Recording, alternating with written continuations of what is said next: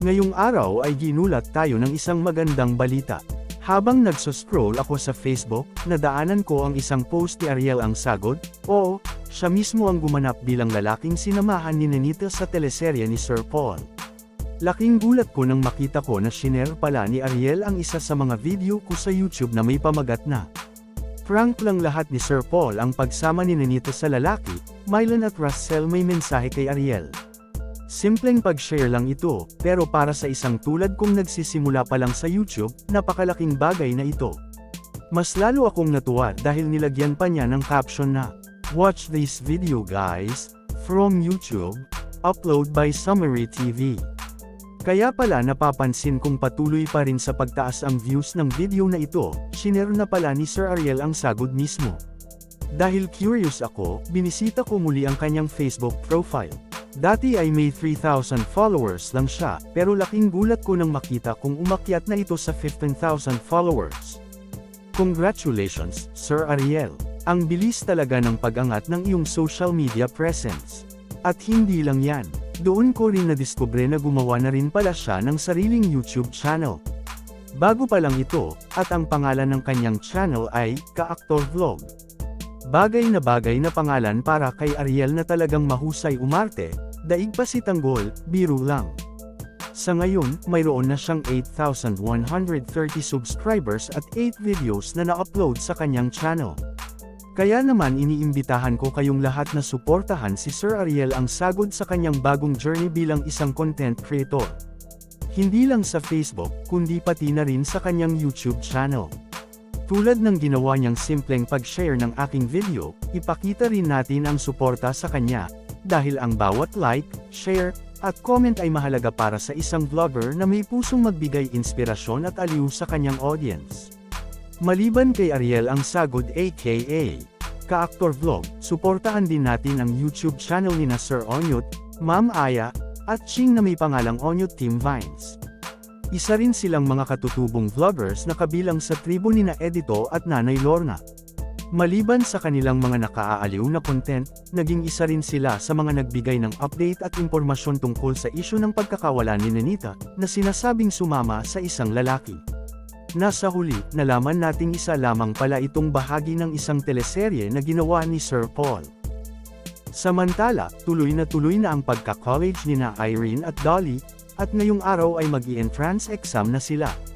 Nakapag-register na pala silang dalawa, at sa University of Abra sila parehong mag-aaral.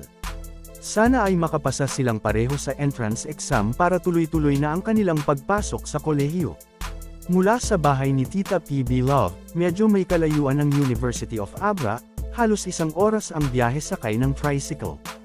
Makikita rin na malawak at maayos ang pasilidad ng paaralang ito.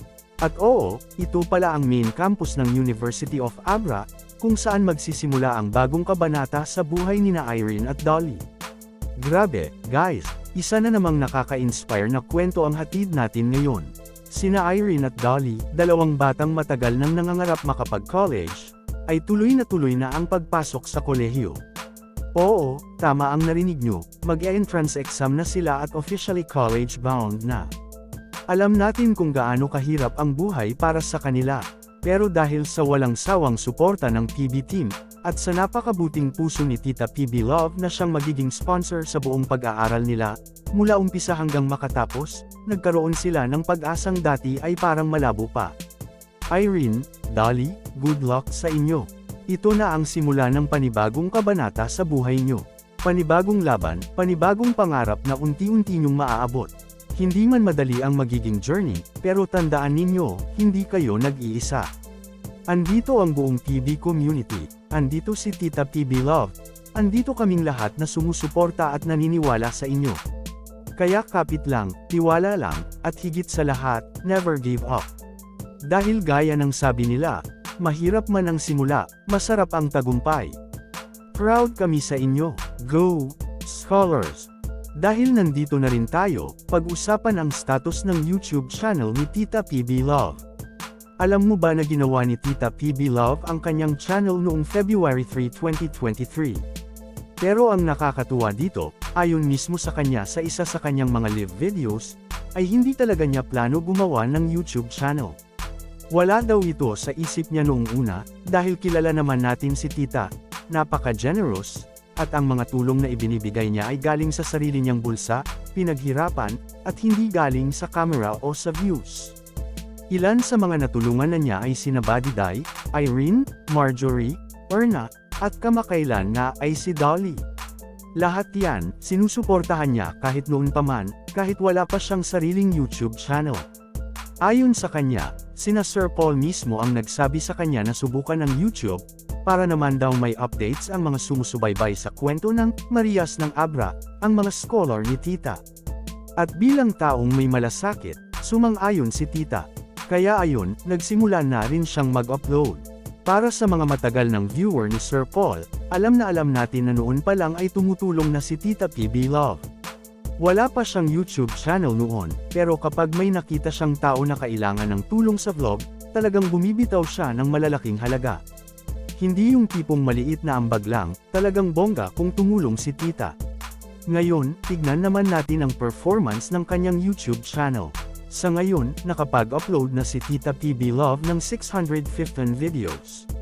Pero dahil paminsan-minsan lang siya nasa Pilipinas at madalas ay nasa Amerika kasama ang kanyang asawang si Dr. Smith, ipinagkatiwala niya ang pamamahala ng kanyang channel kay Kuya Tutoy.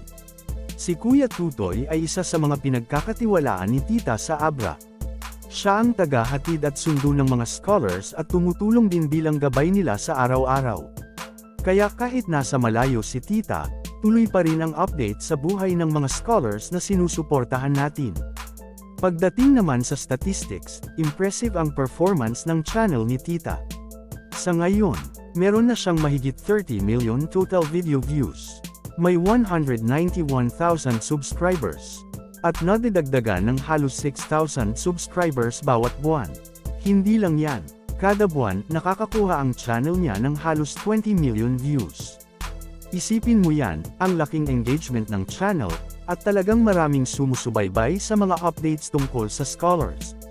Pero ang mas kapanapanabik, ay yung tanong ng karamihan, magkano nga ba ang kinikita ng channel ni Tita PB Love?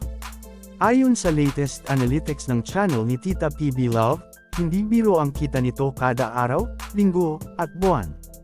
Alam nyo ba na kada araw, ang kanyang channel ay kumikita ng average na $265, na kung i-convert natin sa Philippine peso ay nasa 15,269 pesos.30. Oo, araw-araw yan, tunay na malaki ang suporta at engagement mula sa kanyang mga viewers. Hindi lang yan, kada linggo, pamapalo ang kita ng kanyang channel sa humigit kumulang $3,500, o tinatayang nasa 201,670 pesos. Malinaw na hindi lang ito simpleng content, ito ay channel na may malawak na impact. At kung buwanang kita naman ang pag-uusapan, umaabot ito sa $8,000, nakatumbas ng halos 460,960 pesos. Isang malaking halaga na, ayon kay Tita PB Love mismo, ay hindi para sa kanya kundi para sa kanyang mga scholar, ang tinatawag nating Marias ng Abra. Pero teka lang, saan nga ba napupunta ang lahat ng ito? Marami na ang nagtatanong tungkol sa sahod ni Tita mula sa YouTube, pero nilinaw na ito mismo ni Tita PB Love, wala siyang pakialam sa kita ng kanyang channel. Sa katunayan, lahat ng kinikita ay ibinibigay niya pabalik sa mga scholar, sina Buddy Dai, Irene, Marjorie, Erna, at Dolly. Ginawa niya ito dahil, ayon sa kanya, para sa kanya yun ang tama. Dahil sa mga Marias naman talaga nakatutok ang content ng kanyang channel, sila rin ang dapat makinabang sa anumang kinikita nito. Kaya kung may balak pa kayong magbato ng masasakit na salita o pagdududa kay Tita, isip-isip muna tayo, bago pa man siya nagka-YouTube. Tumutulong na talaga siya ng sobra-sobra, yung tipong hindi mo aakalain na may taong magbibigay ng ganoong halaga. Pero si Tita, kaya niyang ibigay yun kapag gusto kanyang tulungan. Kilala si Tita PB Love bilang isang bongga tumulong at walang pag-aalinlangang magbigay. Generous siya, pero matalino rin, may mga pagkakataon din na nasaktan ng tiwala niya, at hindi na niya binalikan ang mga taong yun, at para sa akin, tama lang yun, dahil hindi dapat inaabuso ang kabutihang loob ng isang taong tapat at tunay na tumutulong. Si Tita PB Love ay isa sa mga taong masasabi mong one of a kind, sobrang rare, at kakaunti na lang ang mga taong may pusong tulad niya sa mundong ito, at syempre, hindi rin natin dapat kalimutan ang malaking pasasalamat kay Sir Paul, dahil kung hindi dahil sa kanya, Hindi rin mararating ni Tita PB Love ang mga kabataang sinusubaybayan natin ngayon, ang mga scholar na nabigyan ng bagong pag-asa at pagkakataong mabago ang takbo ng kanilang buhay. Kung na-inspire ka sa kwento ni Tita PB Love, huwag kalimutang mag-like, mag-subscribe, at i-share ang video na to para mas marami pa tayong ma-inspire. Hanggang sa susunod na kwento ng kabutihan at inspirasyon, ito ang tunay na essence ng content na may puso.